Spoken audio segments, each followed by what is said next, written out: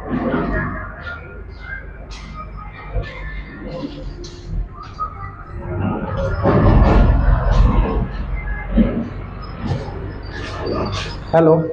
कैसे हैं दोस्तों। आई होप कि आप लोग अच्छे होंगे और अपनी पढ़ाई को और भी बेटर तरीक़ा से आगे बढ़ा रहे होंगे। तो आइए इसी कड़ी में हम आज जो 10 क्लास के साइंस के ऑब्जेक्टिव है उसका एक छोटा सा वीडियो लेकर के मैं आया हूं, और उस वीडियो को आप 1-2 बार देख लीजिए ताकि आपका कुछ साइंस का ऑब्जेक्टिव क्वेश्चन प्रैक्टिस हो सके। तो आइए देखते हैं इस ऑब्जेक्टिव क्वेश्चन को। क्वेश्चन है कि पौधों में जनन अंग कहाँ पाए जाते हैं। तो दोस्तों, पौधों में जनन अंग पाए जाते हैं पुष्प में। पौधों में जनन अंग कहाँ पाए जाते हैं, तो पुष्प में। प्रकाश संश्लेषण की क्रिया कहाँ होती है, तो प्रकाश संश्लेषण की क्रिया होती है हरे पौधों में।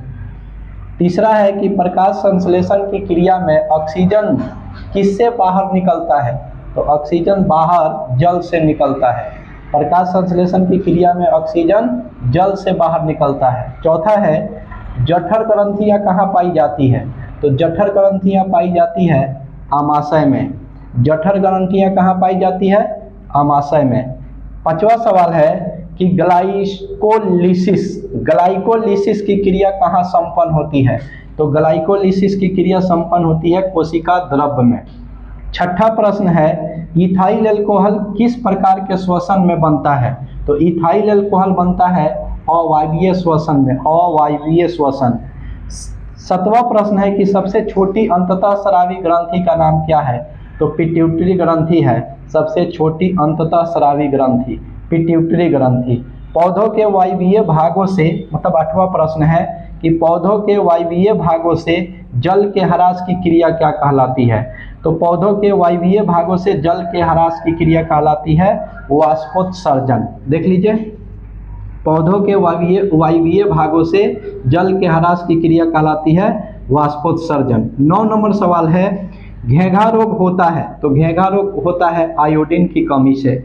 10 नंबर सवाल है कि रक्त में हल्के पीले रंग के चिपचिपे द्रव को क्या कहते हैं, तो रक्त में हल्के पीले चिपचिपे द्रव को कहते हैं प्लाज्मा। 11 नंबर प्रश्न है कि रक्तचाप मापने के लिए यानी रक्तचाप को मापने के लिए किसका व्यवहार किया जाता है, या रक्तचाप के मापने के उपकरण को क्या कहते हैं, तो याद रखना एस्फिग्मोमैनोमीटर, एस्फिग्मोमैनोमीटर। 12 नंबर सवाल है कि वाष्पोत्सर्जन क्रिया कहाँ पाई जाती है, यानी वाष्पोत्सर्जन की क्रिया कहाँ पाई जाती है, तो पौधों में पाई जाती है। 13 नंबर सवाल है कि खुला परिसंचरण तंत्र किसमें पाया जाता है, तो खुला परिसंचरण तंत्र पाया जाता है तिलचट्टा में, जिसको आप कंक्रोच भी कहते हो। तो 13 नंबर सवाल है कि खुला परिसंचरण तंत्र किसमें पाया जाता है, तो तिलचट्टा में। 14 नंबर सवाल है रक्त क्या है, तो रक्त तरल संयोजी ऊतक होता है। रक्त क्या है, तो रक्त तरल संयोजी ऊतक होता है। इसी तरह से कुछ प्रश्न इधर है, मूत्र का मतलब पेशाब का पीला रंग किस वर्णक के कारण होता है, तो पेशाब का पीला रंग होता है यूरोक्रोम के कारण। 16 नंबर सवाल है उभयलिंग जंतु कौन है, तो उभयलिंगी जंतु होता है केंचुआ। 17 नंबर सवाल है यूरिया रक्त में कहाँ प्रवेश करती है, तो यूरिया रक्त में प्रवेश करती है यकृत से। 18 नंबर सवाल है कि जैव आवर्धन प्रदर्शित करने वाला रसायन कौन है, तो जैव आवर्धन प्रदर्शित करने वाला रसायन है DDT।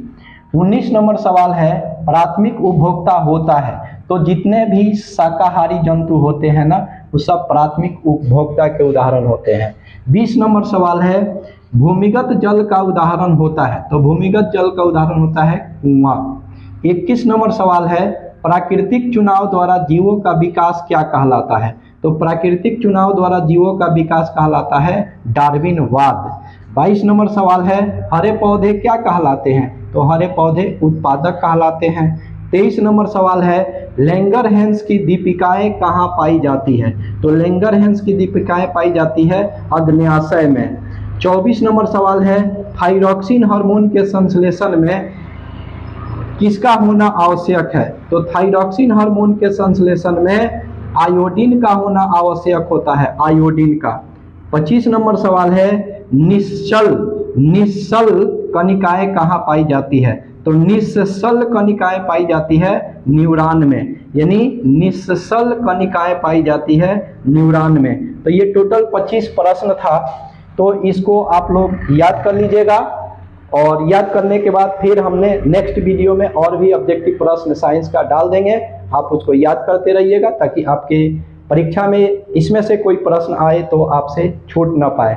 तो ये वीडियो कैसा लगा आप कमेंट करके बताएं, और अपने दोस्तों के पास शेयर करें, और मेरे चैनल यूट्यूब चैनल विद्या क्लासेस बाय संतोष सर को सब्सक्राइब कर लें, ताकि इस प्रकार के साइंस के ऑब्जेक्टिव अगर नेक्स्ट वीडियो में हम डालें तो आपके पास तुरंत पहुंच जाए। धन्यवाद।